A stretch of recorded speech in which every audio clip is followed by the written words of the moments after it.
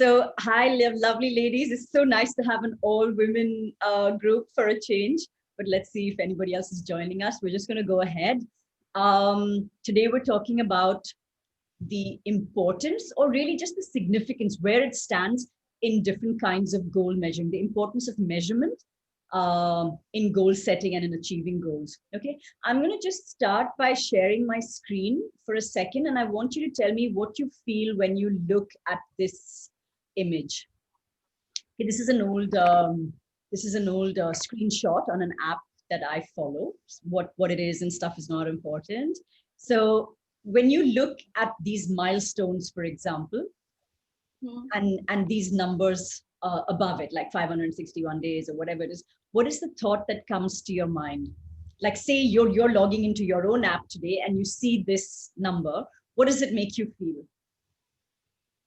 Consistency and an achievement. Actually, I'm very tuned to doing these kind of things. So for me, this is the way of being. I've got things on my cupboard and stuck everywhere in the room. I normally do write everything, track everything, because I feel I'll forget it and I'll lose track of what I have to do. So Okay. this drives towards consistency, focus, and I in fact have started looking forward to the next day, because that improvement that happens every day, which only you can feel, I think that's what gives me the kick, and this is what drives me to get that kick. Okay, wonderful, wonderful. Yeah. What? Oh, sorry, 1 second. I seem to have zoomed myself in. Just 1 second. And am I recording yet, guys? I forgot if I've started. Yes. Okay. I seem to have completely lost our visuals for some reason. Just give me a sec. Okay, so what about the number 29, for example? Isn't that what it is? What does that make you feel? Like, say you're feeling really tired today and you've logged onto your app and you see this, or this comes up as a notification. What is it going to make you feel? It depends on the frame of mind, right? Like, I probably feel a sense of achievement, or see, for me, I feel whenever I see numbers, I anyways feel pressure. I feel like I haven't done enough. Okay. I always I should be doing, oh God, I could do better. Okay. So which is why I never like sort of, even with basic accounting, day-to-day accounting for like expenses or anything, I'm really bad, because I get really pressured into doing it and then just following it up. Okay. Because I'm doing something wrong, kind of a thing. Then I could do better. Sorry, I just feel like I could do better and I'm not doing my best. So I prefer being ignorant about it. Okay, that could work for some people. My point is that if you're at 29 and you get like a star with every 10, so when, say, you're feeling really tired today and you see that 29, and I'll come to your point as well, Salima. It's point well taken, and we'll talk about that. What is the 29 going to, seeing a 29 going to make you do in this case?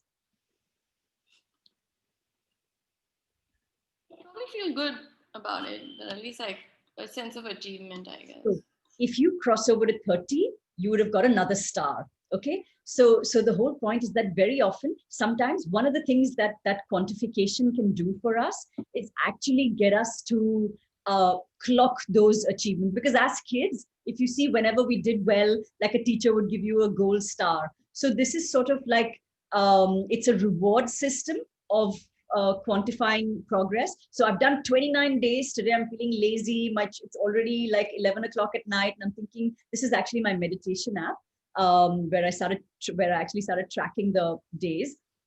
And the reason I do that is because so often I forget a day, and when I get that notification saying that, hey, listen, you're at 29, I'm so close to getting that 30 that I would rather do that 30 and get that star. Okay, so this is what when we were talking about motivations, this is what we call a secondary motivation, where I'm still at that point where I need to do it for something else, right? I need to do it for the achievement at the end of it. That's one way of tracking that's one reason to get, until it becomes such a habit that I don't need to think about it, right? It should become like something as easy as brushing your teeth. But because for somebody like me, sitting down to meditate has never been easy, I struggled with it for years and years. And that's why for me, recognizing that about myself, it's really helpful for me to then use a secondary motivation in that, which is that I'll do it because, I mean, I've done this many days, and each time I miss it, I go back down to, I mean, I don't go down to zero, but I lose that 10-day stretch, which would have got me a star or not. Okay, so that's one reason why it's quite useful to actually be able to track your goals. I think for somebody like Pooja, who needs a very specific number that she needs to reach to as well, like keeping the more vague your goals are. Have you guys heard of this word, this phrase in most management sort of workshops? SMART goal setting. SMART is where SMART is an acronym. SMART. Sandhya, I want to share something with you. Yeah, so we have to share screen to start with. Yeah. Yeah. So this is, when I was still at ISB, my HR professor once showed us a movie, which later on, of course, I taught at the University of Tumen using the same movie. It was called Invictus. Yeah. And you know what that movie, right? So the main takeaway was that it was about a rugby match, basically, which was used to unite a nation. But the main takeaway was that you never have to motivate players if there's a scoreboard. So what you just showed us was the scoreboard.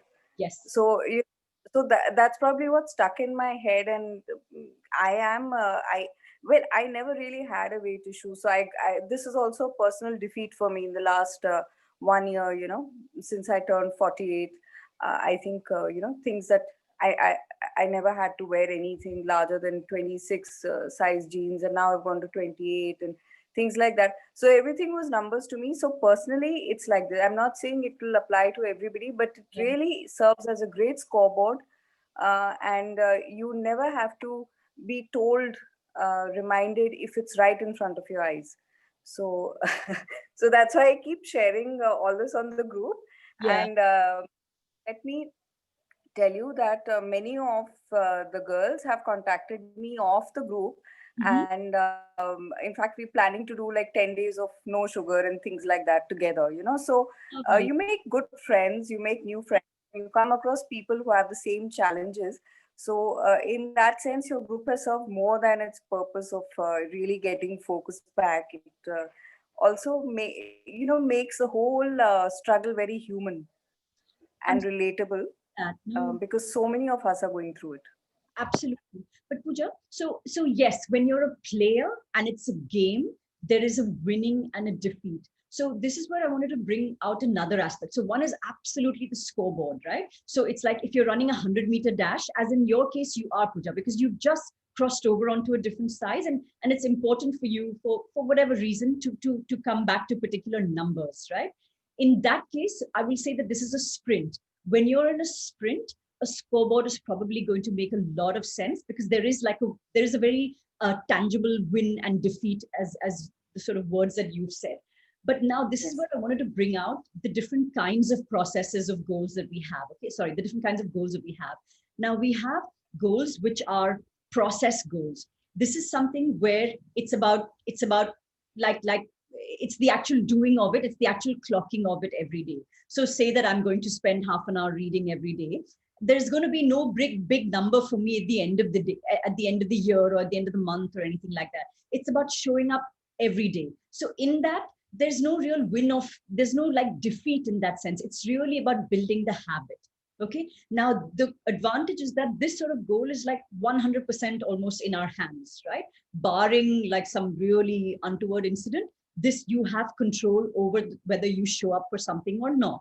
And I mean, it's like if it's about a gym, say the gym is shut on one day, that's not a reason. We know that we can find something else to do if the idea is the actual exercise.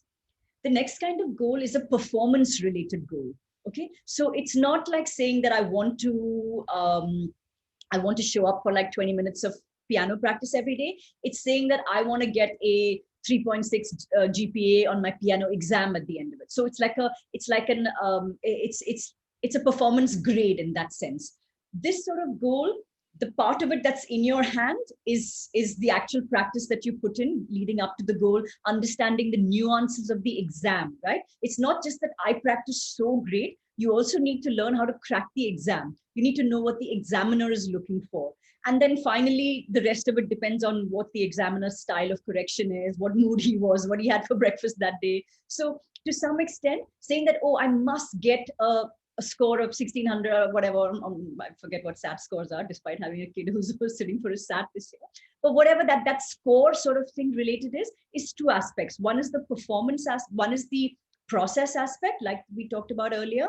The second is the actual testing point, which is also strategic, and then some part of it not in our hands.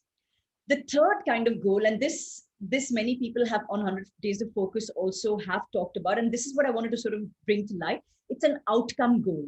An outcome goal is like saying that, I want to get into Harvard, or, I want my paper to be published in this particular magazine. Now, in such a goal, to say that, yes, it's lovely to say, I would like to have a paper published in Nature magazine or whatever. But for such a goal, the actual outcome, a large part of it is not in our hands, right? So I keep using this example, which is that you still have control over the process. You have some control over performance. So if we take Harvard as an example, it's how you prep for Harvard. It's how you prep, period. Then how you prep for Harvard. What is Harvard looking for in their essays? What are the things that they want to see from students that apply? What are the conditions? What do they give favor for? And then the outcome itself depends on so many things which are not in your control, which is that you may be, like a great student, you may have great achievements, you may be a fabulous violin player or piano player or whatever, but Harvard that year is looking for a cello player to fit into their college, whatever, quartet or whatever it is, string quartet. So what are you going to do between two kids who are like almost same, apples for apples on every other front? You're a piano player, they're a cello player. Who's Harvard going to pick? They're going to pick the cello player that they want, right? So much of that outcome related goal is not in our hands, but it doesn't mean that we should not focus on the process and on the performance itself. But do know that getting disappointed by the outcome is a fallacy as well, because we need to be able to manage our expectations. And for that was the acronym that I mentioned, the SMART goals, which is SMART. I always forget what the acronym stands for. SMART is, what's the S is sensible, was it? Hold on, I'll just get that. I had it down.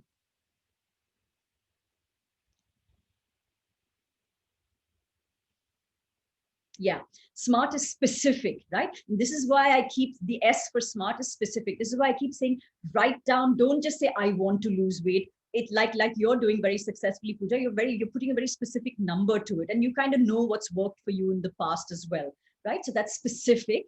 M stands for measurable. Again, we need to have, how are you going to measure it is entirely your choice. Like, is it about you showing up for things every day? Is it that you want to complete a certain number of pages? Because the more vague we keep it, the more reasons our brain is going to find ways to. Our brain is wired to be lazy. And I don't mean lazy in a bad way. It just wants to conserve energy, and it wants to not waste energy on anything that's a non-essential function, given a choice. It takes us activating like it's what Daniel Kahneman says, our slow brain. It takes us activating our highly complex cognitive processes for us to move out of what is like conservation mode. That's why given a choice, we'll always lapse back into like the most energy conserving way of us, aka couch potato. Okay. The A stands for achievable, which is that, again, sometimes we put very high goals for ourselves, and it's so daunting for our brain that it's just going to say, listen, boss, I'm just going to cover myself with a blanket and not get out of bed. Important to make it just a little outside of your comfort zone, but something that you can actually visualize and that's within your reach. There's no point being like at 100 kilos and say, hey, I want to be at 60 right now. Start with a reasonable goal of saying that I want to get to 80, then I want to go, and then you can go forward from there. Relevant. Again, sometimes we just pick goals because we think, oh, we should do and we ought to do. I can't tell you the number of people who said they want to climb Machu Picchu, they want to become a scuba diver, just because it seems to be what everybody, at least on social media, seems to be doing. Is it relevant to you? Is it important to you? What is it going to do for you? It's very important questions to ask as well. and time based. It's important for us to know what period we're going to do this for, because all of this 100 days, for example, is a time-based goal system. We're saying that for these 100 days, we're going to prioritize this over many other things. Again, your brain needs to know what to adjust for, right? If this is something that you're going to build into a habit, that's why I keep saying, please try and find the place where it's going to fit in even beyond this 100 days. Otherwise, for a time-based system, like again, if it's like you have an exam coming up, yes, for 100 days, if you tell your brain you're going to study 5 hours a day and not watch Netflix, your brain will say, okay, fine, I'm willing to make this because I know that there's an end to it. That's why time-based also works quite well. That said, and coming to Salima's point about how, measuring can sometimes make you, and feel free to unmute yourselves, guys. There's just so few of us. We can talk, put your videos on if you like. Which is that sometimes we also get like terrorized and demonized by numbers, particularly if as kids, and this usually comes from our childhood, we are often compared to, sorry, yeah, Salima? I get nervous with numbers. Get nervous with numbers. Okay, this may have many reasons. As children, we are wired to sort of find our position in a community, right? And we do that by comparing ourselves. We see how we measure up to others. Okay, or there may be somebody, or you may have been like a very dreamy, creative child, and there may be something, either a parent or a teacher or a school system that's setting you down to, you are nothing if you don't get this particular marks in a subject that Salima's brain had absolutely no interest in. So these things make us a little uncomfortable with numbers. But if we recognize where this is coming from, we can actually make numbers our friend in a way that it serves us. Like with technology, this can be a tool, but it can't be the end game in itself. So I'll give you an example, Salima. The FocusMate that I'm on all the time, right? I have clocked about 780 something hours on it. Okay. Now I have friends on there, and we do become friends with some of the people we see so often. They have in the same amount of time clocked close to 2000 or 1800 hours on there. So like I met a guy yesterday, and I said to him, I said, oh wow, you like you've done I said that you and I have been on roughly the same number of hours. And he said, oh, how long have you been on FocusMate for? And I was about to tell him that, no, I've been there for nearly 2 years and stuff. Then I said to myself, hold on a second. We are measuring it as, oh, from the start. Suppose we both started at the same time. We both should have clocked the same number of hours. But that's such a fallacy. He's a PhD student, so he's going to be spending pretty much his entire day on FocusMate. Whereas I'm using FocusMate for the hours that I have outside of client hours, right? So on a good day, I'll clock 3 hours max. And if I have no clients, maybe I can do more. But otherwise, it's never like, with any luck, I'll clock in 1 hour. I average about 10 hours a week. Whereas he can probably average like 60, 70 hours a week. So then you see how the numbers become a fallacy. Similarly, I went to, I was giving a talk in a college, and I asked a bunch of students, I said, listen, what do you guys all plan to do? And there was one kid who wanted to do social service. There was one who was going to go into like some professional, some corporate, blah, blah, blah. And I said, how important is your CGPA to all of you? And for all of them, it was equally important. But you see, a CGPA, like a number, a performance-related goal, is also relative. It's a fallacy that everybody should hanker after those high numbers, when in fact, this student who wants to work in the social sector may do much better, spending his after college hours working with somebody to get the relevant experience. So it's about you understanding this and using, not to hate it also, but not to create artificial barriers, and also to not use it where it can help you. That was pretty much what I wanted to discuss about our goal setting and measuring of our goals. So like FocusMate, I booked a session and I canceled it. So, these are like small, they're not like significant issues, but there are things where I cannot, I still haven't got myself to do things that, like, even with my fitness part of it or whatever, just I've got that My Fitness app or plan, whatever thing on my phone, just to write what I'm eating and everything, that I can't do that. It still just doesn't happen. So we have always a natural aversion towards taking the first step. And that's why I keep saying 0 to 1.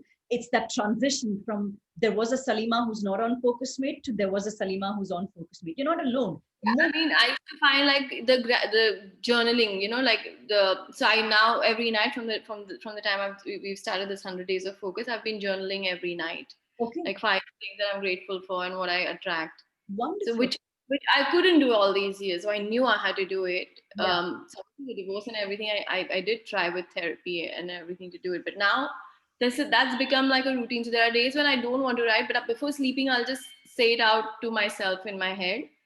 So that part has, I mean, it's a process, I guess. It's good to sort of just examine what the hesitation is. If you sit with it and say, what is it? Is it the idea of meeting a stranger? Is it the idea of saying something out in a place where you may not feel very safe to do it? Or is it just like I said, biologically, our natural state is reluctance, because essentially we are cave people. Anything that's unfamiliar puts us at risk.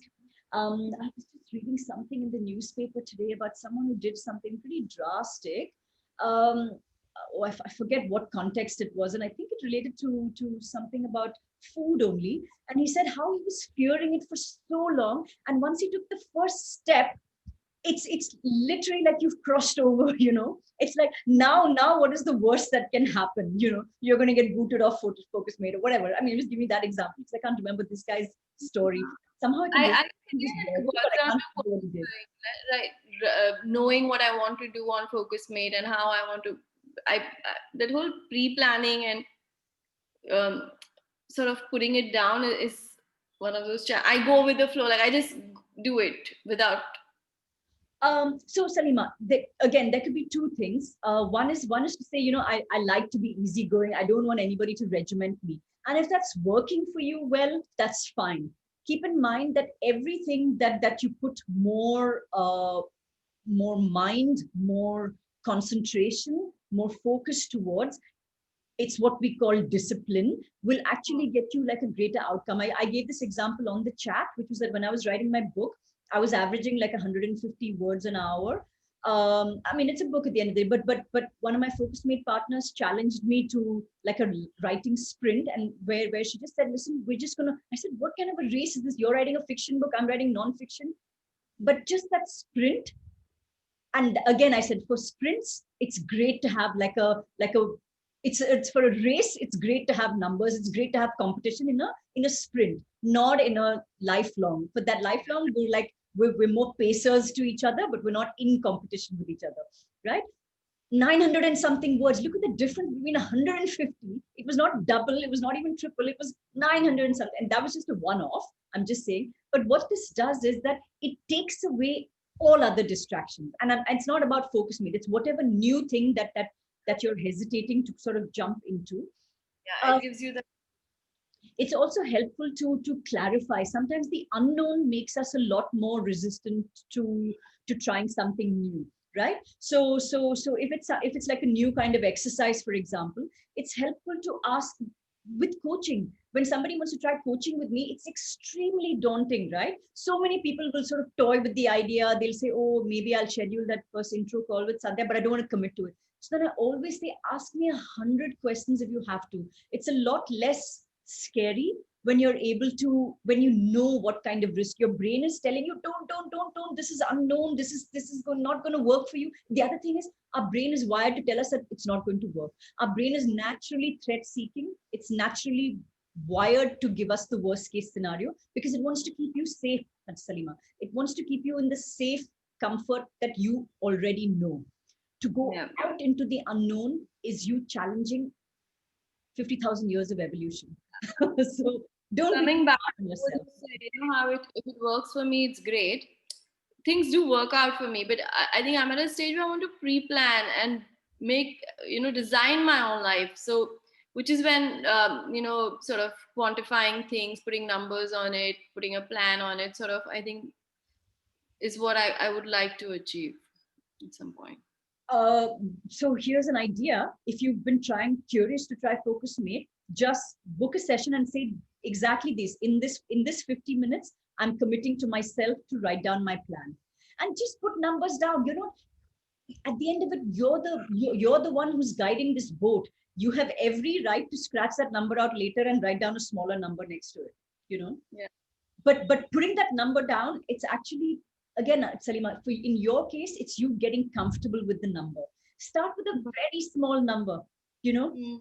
Start Yeah, with I always like, I want to lose weight, I want to lose 7 kilos. I don't want to lose 1 kilo a month also. I want to lose 7 kilos. that again comes from the sort of, you know, good girl must do perfection example. I mean, sort of thing that we are raised with. So you got to hack one to be able to achieve another. And you can start with hacking anything. Go with whatever's most comfortable to you. You already are working out. So then say, okay, you know what, this I know I can do. Rather than putting a big number there, then let me put a small number and let me see how I do. Okay, makes sense. Yeah. Guys, we'll wrap up because we've reached the half hour. Are we all good? We'll let Pooja go because she's at office. What are you doing in the office on a Saturday, Pooja? I think she's off mic. Okay, thank you guys for joining in. Really appreciate it. Have a great weekend. Happy Halloween. Oh yeah, I'm going to dress up today. I'll tell you later. Bye guys. See you.